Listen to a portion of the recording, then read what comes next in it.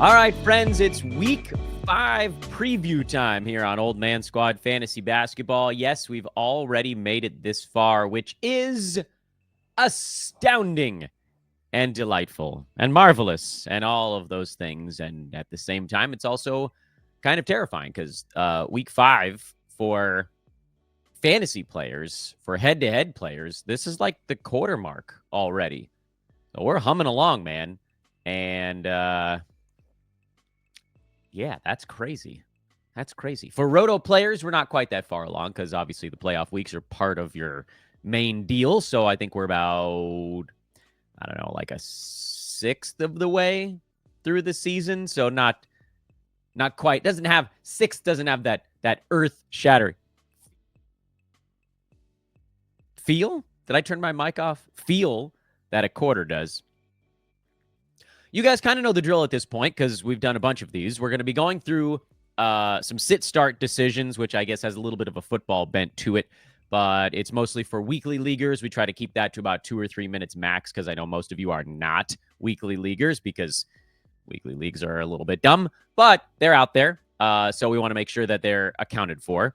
And then we'll pivot into the streaming board, which is the meat part of this show, where we kind of navigate you through the week, give you guys the bad schedules, which in my opinion, those are the things that are the most important. And then you work from the bad schedule to maximizing your games played. Because look, at the end of the day, most common league format is unlimited daily with a set number of weekly moves. That's the common one. So I want to try to get you guys prepared for that. I'm Dan Besbris, DanBesbris. Please follow on social. I'm Dan Besbris on Twitter. I am Old Man Squad on the brand new Blue Sky, which I'm not doing a ton over there. I'm kind of cross-posting whatever I put on Twitter that is not a thread, but I exist there. Old Man Squad on Twitter is the network feed. Please give that a follow so you can meet some of our other hosts. And Old Man Squad Fantasy is the feed over on Instagram. I don't want to forget to do our advertisement, but I have a feeling I'm going to. Still, let's do the weekly league stuff right off the gate here. I think I got to make that bigger so you guys can see the font. There. Is that big enough? Hopefully. It's big enough as I look at it on my screen, so hopefully it's large enough for you guys as well. Let's knock out the weekly league stuff, and then we'll do the quick ad, and then we'll get into the big streaming chart. So a lot of names on the board right now. Jokic was out for personal reasons. It seems like maybe we'll know by later today. I'm recording this on Sunday, whether or not he plays in that one. They've got a 3-game week next week. I've got to think that he plays in at least 2 of those. So he's in. Wemby seemingly got a day off after that crazy Lakers game where they lost. That bought him 3 days of rest. I'm sure he'll be in there for all 3 games on week 5, so I have no fear on Wembanyama. Cat is an intriguing one. A left knee contusion. Like, we know that Tibbs guys tend to play through stuff, but at the same time, this is still Cat, and he's missed a bunch of time over the last couple of years. So thinking it through, they have a Sunday, Monday back-to-back. We'll obviously get some more information on him later on Sunday, but at least he's playing on Monday, so you'll have a better idea of whether or not you're maxing out at 2 games or maxing out at 3, so try to hold off on that one if you can. KD's out until further notice. Domantas Sabonis is dealing with a sore lower back, or did I make up lower? It's a sore back. I think they thought they could buy him a day against Utah, and they just barely got through that one. That game came down to the wire. De'Aaron Fox put up 49 a day after he put up 60. I think his legs might fall off. But Sabonis should be fine. I think he'll be back for their next one, so I wouldn't worry too much about that.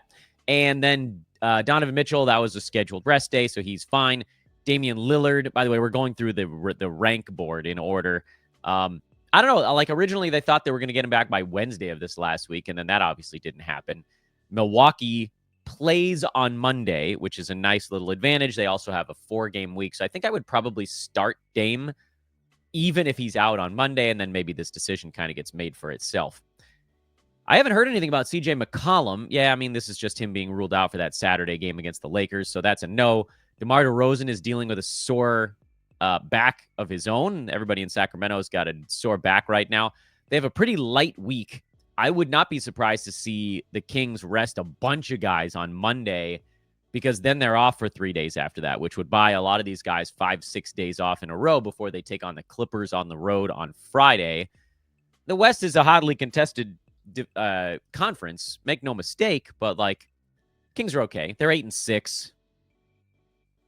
You want to try to win every game you can, but if keeping DeMar out for one more is the difference between wins over tougher teams, I think they'll probably do that. Still, 2 games out of DeMar right now is enough, and I think you get at least 2 out of him next week, so I would probably start him in a weekly format. We can skip right over Chet. Bradley Beal's a weird one. I think I'm benching him until further notice. The calf thing, he got ruled out pretty early for the Sunday game, so it doesn't seem like he's super close. I didn't even realize that Evan Mobley was a game time call. Oh, he's sick. Yeah, that's fine. You start Mobley. That one slipped past me. Maxey, you're not starting, so let's just keep on going. This is the silly way to do it, but it's how we're doing it. DeAndre Hunter's looked really good, but I don't see how you can possibly start him until his minutes get ramped up to full bore, at least in a weekly format, so that's a no. Aaron Gordon is a no. It's a long stretcher where there aren't that many guys that are tough decisions. Paolo's a no. Kessler's a no. Scotty Barnes is a no. DeAndre Ayton is a weird one. He plays on Sunday, a little bit later. I believe they said he's unlikely here. So he's still dealing with this sprained finger. And Portland is using this as a really easy time to buy a whole lot of time. There's no reason to start him on Sunday. Because remember, folks, this was part of a Blazers 1 game over 6 days span. I think we probably get DeAndre Ayton for 2 games this coming week, which to me is not enough with the way he's been playing. So I'm going to bench DeAndre Ayton for 1 more week. If he plays in all 3, oh well. Nick Richards, you were never starting anyway. DeJounte Murray, you're not starting until you hear about him coming back. Let's just keep going a little bit farther. Alvarado is a drop. Devin Vassell is a start. They'll just rest him in some back-to-backs, which they don't have this coming week, so that makes that call a little bit easier. Wendell Carter Jr. still a rest. Rui Hachimura was just starting to warm back up again before he caught a cold, and seemingly it's a bad one. He's got a serious. Oh no, it's a right ankle sprain. So it was a cold, and then it turned into an ankle sprain. My bad. You're not going to push it with somebody who hasn't been that good. So Rui's a no. John Morant is a no. Let's go a little bit farther here if my internet will allow it. And Jimmy Butler's a no. Did we get an update on him here? Yeah, just that he got ruled out, which is what I thought it was. I wanted to make sure I didn't miss anything this morning. No, you got the kids getting ready and all that stuff. Drew Holiday is probably a yes. It felt like a rest day because that bought him 5 days between basketball games. I think he plays in all 3 this coming week. So I probably would give it a go. And I know he's been not great so far this year, but literally we're like 2 games of decent defensive stats away from Holiday being right where you thought he would be. And now we're at a point, like past 150, you're not taking chances on anybody. If anyone is a game time call going into their first game of the week, you're not going to start them. I hadn't heard anything about him. And Thompson, quad soreness, that one popped up out of the blue. So just don't take the risk on these guys. Anthony Simons, don't take the risk. Manuel Quickly, he could pop up, but don't take the risk. Trey Murphy's a start because that was a rest day. And then the rest of these guys are a hard pass. So that's a pretty easy call for me. Friends, BetOnline is the world's most trusted betting platform and your number one source for online betting. From the earliest odds to in-game live betting, BetOnline provides you with all the action and the ability to watch the games as they happen. With the largest selection of odds on everything from football to NBA to college basketball to NHL to UFC and MMA, BetOnline has it, so head there today to get in on the action with America's most trusted site for online wagering. BetOnline, the game starts here. See how we managed to remember to do it. What a guy. What a guy. Now's the part that most of you, I think, have been waiting for on today's show, and that is the streaming calendar. This is the meaty part. This is the part where everybody's trying to figure out what to do with their week. And so let's try to move through it. I'll say this. Before we get into this thing, and apologies if I sniffle at any point during today's show, I'm fighting off the first kid cold of the the kid cold season. Made it farther than usual this year, though. Mid-November, that's a pretty good haul. Now I'm sure I'll be sick for 9 straight weeks. But if you have an opportunity to do one of two things, you can either watch the video, that's probably the easiest one, or follow along on the Google Sheet linked in the show description. It is, for like the millionth time, 100% free.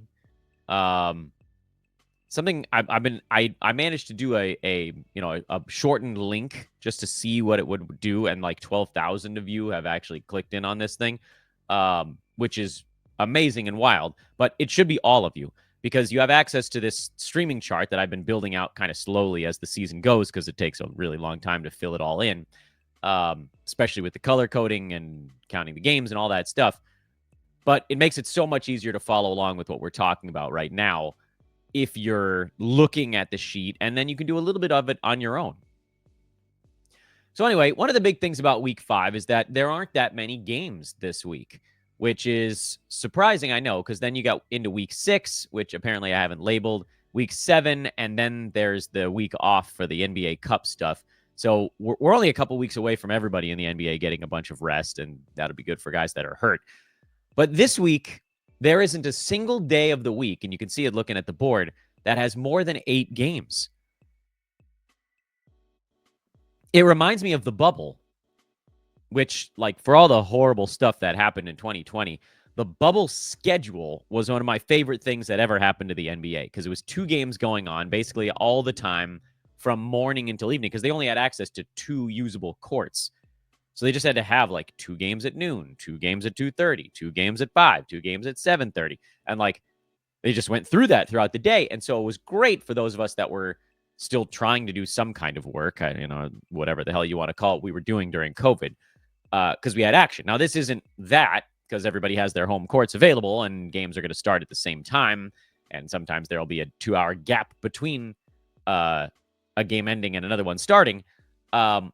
But the fact that there's a mid-size number of games every day of the week is great for fantasy, because you don't have to worry about isolating what you'd call the sort of quality days, because there are no non-quality days.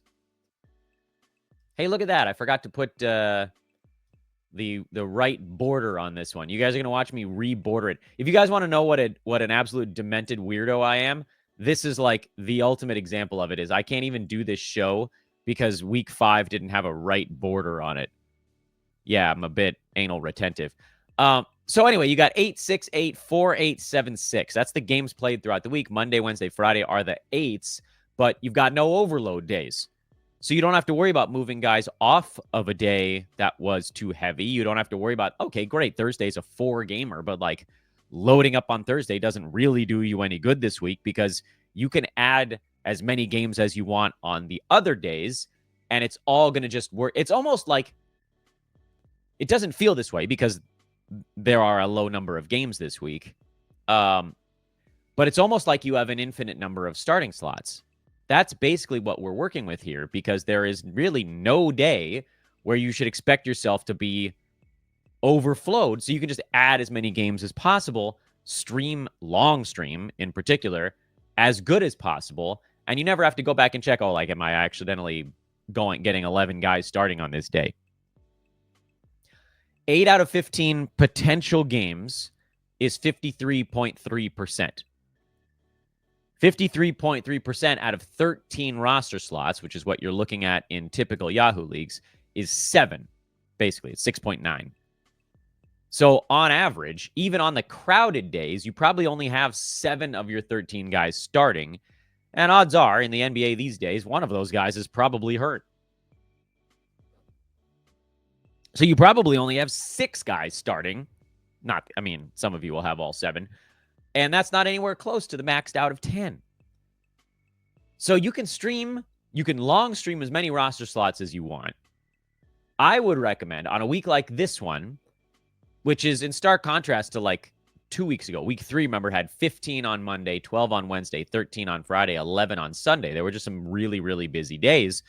You couldn't long stream great that week. That was election week, because you were liable to sort of, there was nothing you could do on Monday or Tuesday anyway, because it was 15 and then a 0. Suddenly you had a 5-day week. Your Wednesday and Friday might have been overloaded anyway. So you almost had like a Thursday, Saturday week, and you got to cluster all of your moves. You only, you could have used all of your moves on one roster slot over 4 consecutive days just to max out that one, because it might not have made any difference to do the other ones. On the flip side, this week, if you long stream 4 different roster slots, you might be able to hold guys until next Wednesday and not have to make another move. So let's talk about how we get there. First, let's talk about the teams that have a really bad schedule this week, because to me, that's the place you want to start when you're figuring out how to stream during a week.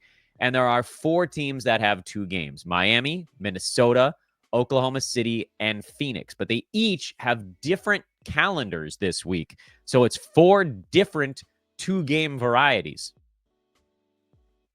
The easiest team to deal with this week of the 2-gamers is the Miami Heat, because they play Sunday when we're recording this, Monday, and then they're off for 5 consecutive days.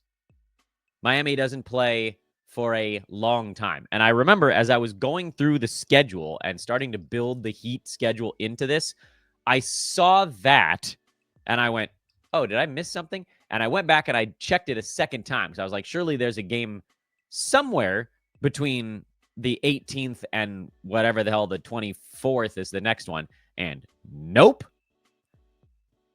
They host the 76ers on Monday, and then they host the Mavericks on Sunday. And there's nothing in between there, and I have no idea why that happens, because then as you look at Miami's schedule, they go right into a 5 games in 7 days stretch.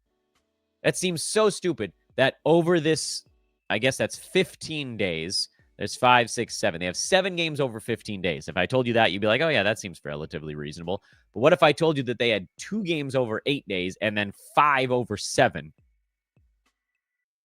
I get it. It's hard to make a schedule. It's hard to make a schedule where teams are able to travel on the days where they need to travel and blah, blah, blah. But this just seems straight up dumb. In any event, it doesn't matter whether it's dumb or not.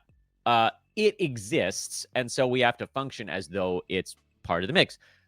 So if you have any Heat that are not top-tier fantasy plays, on Tuesday, they probably got to go.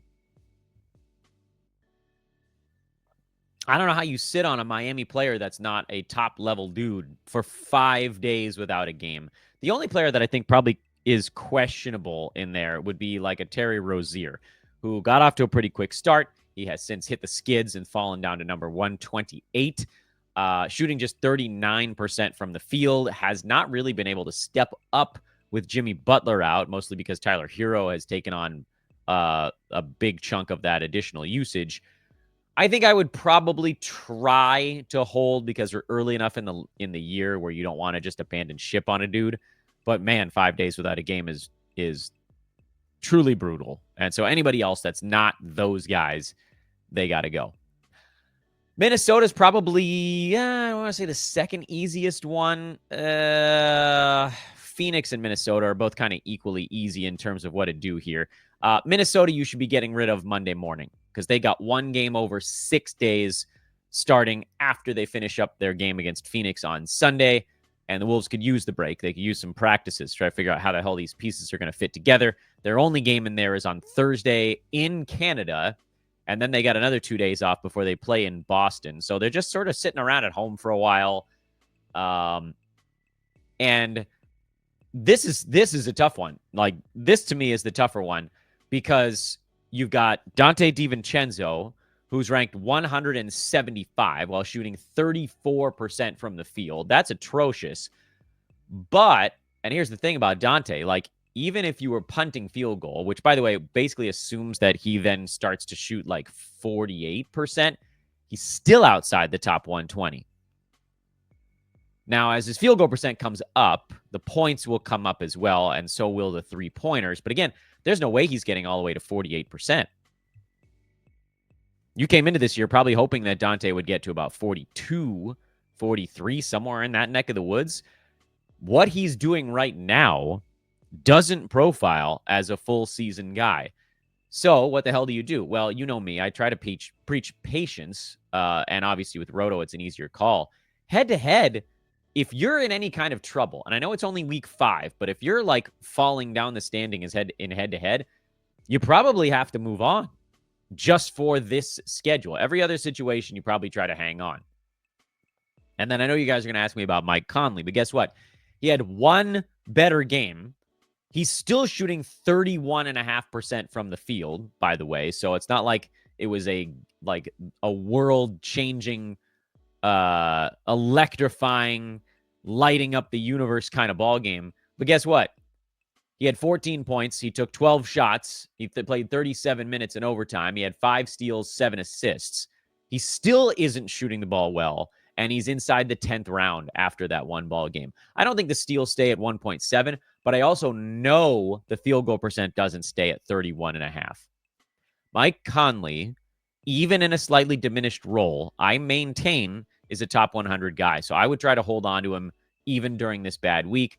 I get it if you can't, but I think he's starting to show signs of the leadership stuff that they need out of him.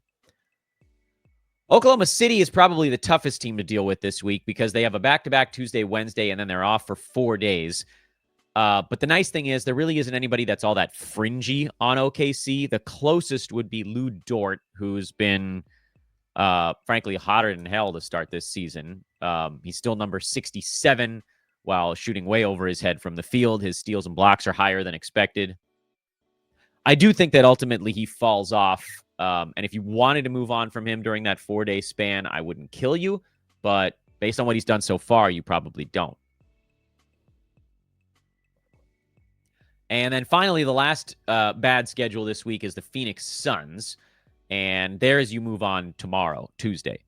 I guess I shouldn't say tomorrow because I don't know what day you guys are reading this. Phoenix finishes up a 5 games in 7-day span on Monday, and then they have one game over 7 days after that because they actually don't play the Monday of the following week. And I think that's the worst scheduling pocket you can find of any team in the NBA is one game over 7 days. And I guess technically, is that what happened with Miami? No, because they had a back-to-back before that. And Minnesota? No, 1 out of 6. Yeah, so Phoenix, they're setting the bar right now. One game over 7 days. So any streamer level guys has got to go after Wednesday. That includes Royce O'Neal. I know he's been good so far this year. He's got to go. Crappy. Like, Tyus Jones is not a streamer level guy, but with the way he's played lately, one game over 7 days, you hold on because he's got full season appeal. The only guys you hang on to, I think, in Phoenix would be, and by the way, Yusuf Nurkic is maybe in this particular one because he's been in and out of the lineup with the sore ankle. I don't think he's inside the top 200 right now. Someone will pick him up if you drop him, which sort of is the complicating factor there. But are they going to be happy with what they get? This, again, is one of those things where if you were like the 7 seed coming down the chute for the playoffs, I would say drop him. Because it's still only week 5, you probably just try to grit your teeth. But you guys know I'm not a big Nurk guy this season anyway. And I don't want to, so a little bit of a grain of salt on that. Dano says you can probably move on because he has one game over 7 days. Kevin Durant, maybe you get him back on the other side of that 1 game in 7 day span. Maybe you get Bradley Beal back on the other side of that as well. I don't think either of those guys plays until the Lakers game on the 26th. That to me would be the soonest I think we see any relevant players for Phoenix. But you can't use anybody else because they play 1 game in 7 days, as we just talked about. Okay, so because of this mess, that's where you start. You start by looking at the bad teams. You're like, okay, well, what if I have Miami? What do I do? Well, at that point, you look to see who plays 4 games from Tuesday to the end of the week, if anyone. That's the way you try to grade this thing out. And I think the answer might... Is there anybody? No. Not a single team plays 4 games between Tuesday and the end of the week. Just double-checking myself on that. So then you look instead at other directions. Okay, do we want to go somebody that maybe has a good schedule going into the beginning of the following week? All right, well, that's a little bit easier to deal with. Maybe you look for like 5 games over, what would that be, 9 days? Because again, well, almost everybody plays on Wednesday of next week because everybody's off on Thanksgiving. Maybe that's not the best way to do it. Probably go until the following Tuesday. So you're looking at like an 8-day span. Okay, Atlanta goes 3 times. Brooklyn goes 4. You can kind of work your way through this thing. Chicago, not a terrible schedule in there. They got 4, including kind of a nice chunk in the middle of this week. Dallas has 4. Denver has 4. I don't know. I don't think anybody has 5 over that span. So then you start to look, okay, who has the best schedule from that day forward? And you kind of have to pare it down a little bit. New Orleans would probably get my vote because they go 3 times in 4 days starting on Tuesday, but then they're off for 2 days to end the week. So you're going to end up using another move on Saturday. That's probably the direction you go if you have a Miami Heat that you are dumping. Okay, that then means that you end up using 2 moves for that roster slot. That leaves you 2 for the rest of your stuff and just sort of plan accordingly. If you have Minnesota and you're trying to make a move today to turn a 2-game, because by the way, Minnesota's 2 games over 8 days because they also don't play Monday of next week before then they go into a back-to-back. You're looking for somebody that's got 4 games over those 7 days, or does anybody go 5 over 8? I forgot to check that before starting the show. I don't think anybody goes 5 and 8.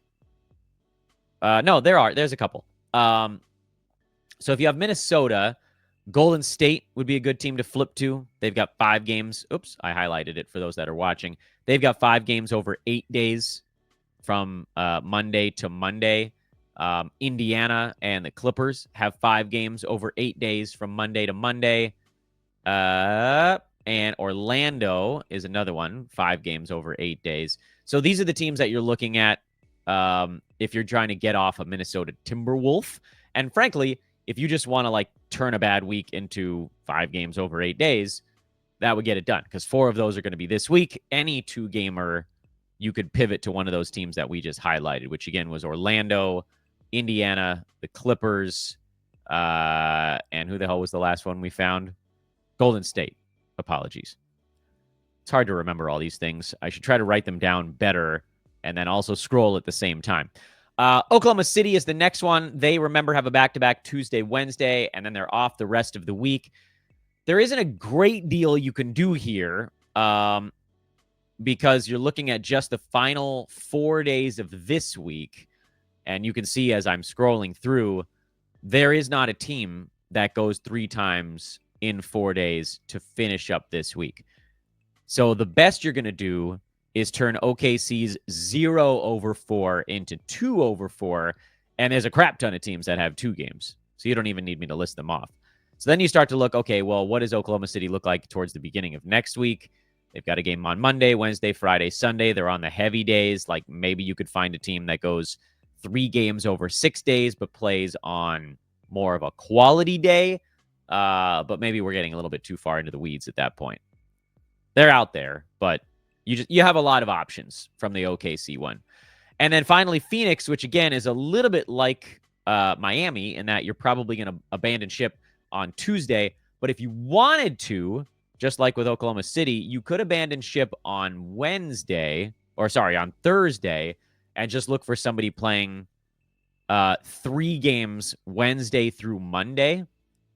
That's the nice part of Phoenix. If you had a Phoenix Sun that you really wanted to stream, like let's say you really wanted to get a Royce O'Neal game on Wednesday, you could hold off until Thursday. And because they don't play for 5 consecutive days here, and remember, we talked about that with Miami.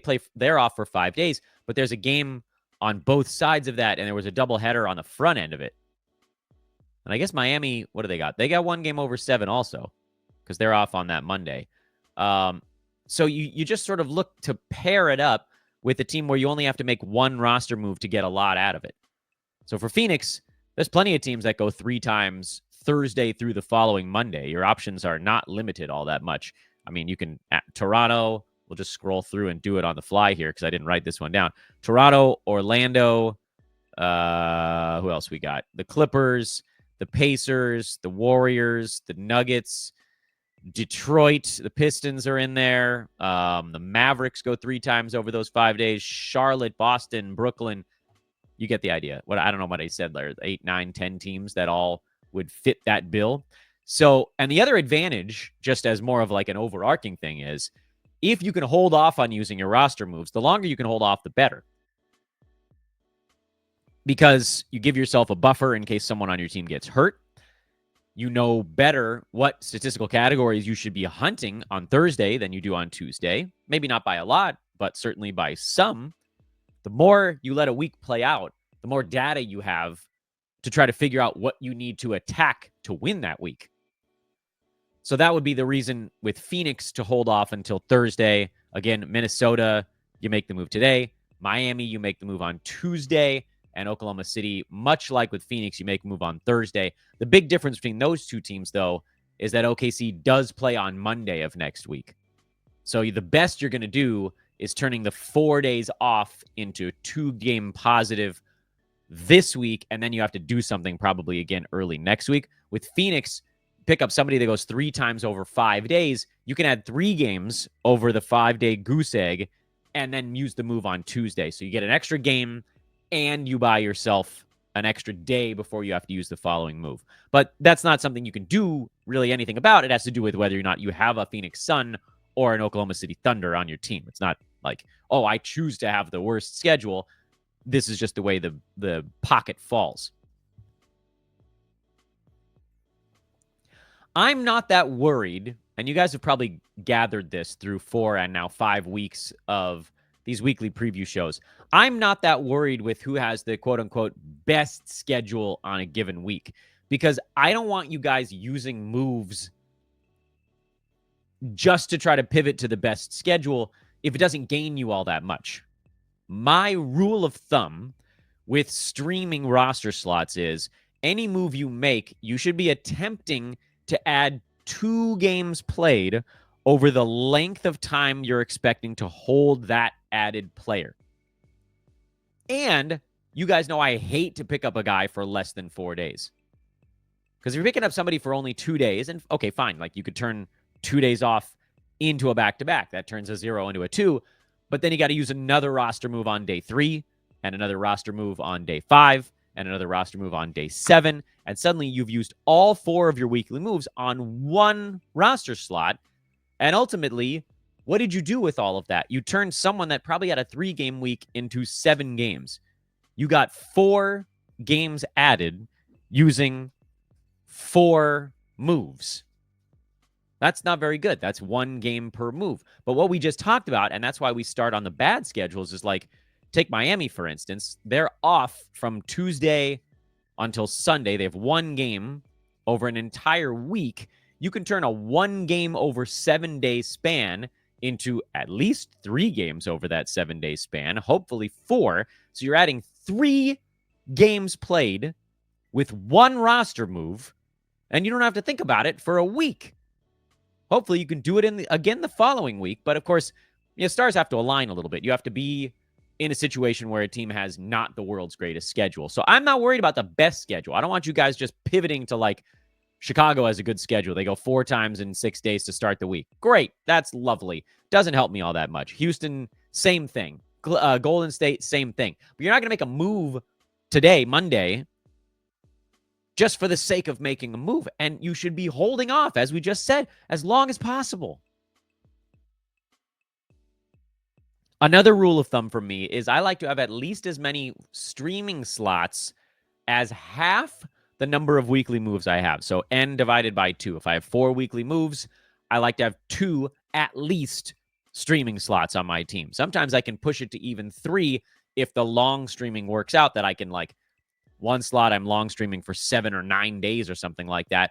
I can work the other 2 streaming slots on slightly shorter basis, 4 days, 6 days, whatever.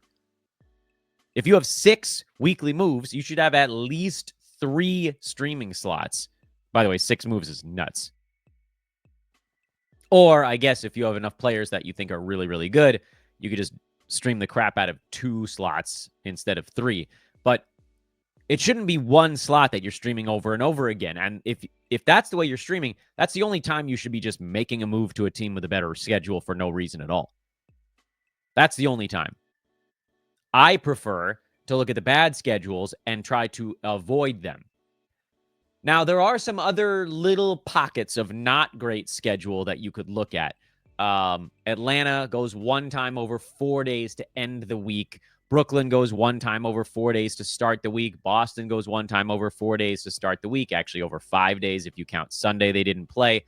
So you can look for these as other areas. And like if you're watching this show on Sunday and you have a Celtic streamer, you can pick up somebody that goes 3 times over those 5 days. So you gain, like they're right next to each other on the screen right now. Like if you went from Boston to Charlotte on Sunday, let's say you're listening to the show early. Okay, look, over the span of those 5 days, you've added 2 games played, and then you got to make a move again here on Friday with Charlotte, potentially go somewhere else, or you just sort of let it ride a little bit longer, and then ultimately you wouldn't gain 2 games played because Boston would catch up a game after that. Or you could make a move on Sunday with that one. So if you're comparing those two, Boston has 2 games over 7 days starting on Sunday. Charlotte has 4. Like, that's the way you should be looking at this calendar. How can I stretch a stream out to gain 2 games played and minimize the number of games I got to play? Like, actually, a great example would be Boston to Chicago. Boston goes 2 times over these 7 days that I've highlighted, Sunday to Saturday. Chicago goes 5 times over that stretch. Great. Look at that. So that's what you should be looking for. Look for the pockets of bad schedule. I gave you guys the teams that have a bad schedule over the entire week, but there's other stuff going on in there. Cleveland is one I want to point out before we finish. Starting on Thursday of this week, yes, they do play another game. It's not like OKC and Phoenix that are done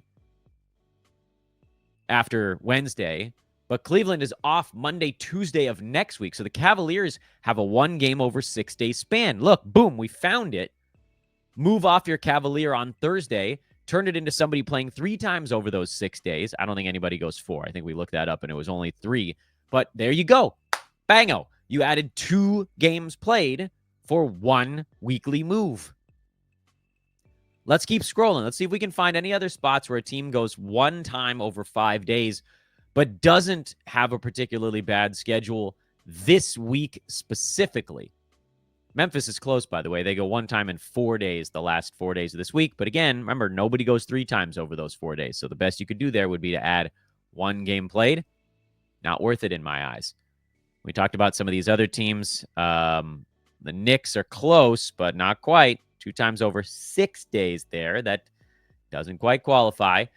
Phoenix, we talked about. Here we go. Sacramento. Yeah, Sacramento's got a pocket in the middle of the week. It's a 3-game week for the Kings, but they go 1 time between Tuesday and Saturday. Can you find anybody that goes 3 times? They're right there on the screen right next to it. So there's another one. Make a move, add 2 games played to it, decide how long you want to hold on to them. But then Sacramento has a back-to-back. Oops, I forgot to highlight it. Hey, guys, you missed one. But then Sacramento has a back-to-back Sunday, Monday. So whoever you picked up, if you dropped a king, you might want to just go back to Sacramento after that. Let's see. Anybody else? Toronto. There we go. There's another one. And Washington. Look at that. 2 of them right down at the very end here. They go 1 time over 5 days in the middle of the week. Washington has 3 days off in the middle of it, by the way. So you could, if you wanted to, with the Wizards, just do something for these 3 days, Tuesday, Wednesday, Thursday. Or you could stay off the Wizards for 5 days. Same with Toronto, although they play on Thursday right in the middle of that. So it's 2 off a game, 2 off again. This is how I want you guys starting to study the schedule map. Look for teams that go 1 time over 5 days or less often than that. 0 over 4, 0 over 5, 1 over 6, 1 over 7. That's how you can figure out how to add 2 weekly games using 1 weekly move. And we've already talked about the teams that have good schedules starting on Tuesday, starting on Wednesday, starting on Thursday. That's, and every day, actually. I think we talked about all of them. Luckily, no one in the NBA goes into a bad schedule starting on Friday. There are teams that have bad schedules from then, but none of them start a bad schedule burst on Friday. Does anybody start a bad schedule burst on Saturday? Let's double check that real quick. Before we wrap up today's show, the answer is that was close, not quite. No. I didn't plan on going this deep on this stuff, but once we're here, now we're doing it. Okay, that's what you're looking at for this coming week. Thanks so much for watching, everybody. That's your week 5 preview. Make sure to max out whatever you can. Let's put a win in the pocket. We're going to talk about all this stuff over on social at Dan Besbris. I know I'll see you there. Again, it's at Old Man Squad for the network feed on Twitter, Old Man Squad on Blue Sky, Old Man Squad Fantasy on Instagram. I forgot to tell you at the beginning, hey, if you've been enjoying all this, please do hit that like button. Subscribe on the way out if you made it all the way to the end of the video. And Apple, Spotify users, please 5-star review if you have a moment. That's extraordinarily important as we continue to grow this new network. Again, thanks a bunch. Appreciate everything you guys are doing. I hope this has been useful. We'll be back with a full mega recap to start the Monday week. Only one show coming up on Monday this week. I'll say it again on that one. My younger son actually has surgery on Monday, so definitely won't be around for that one. Thanks again, everybody. I'll see you guys soon.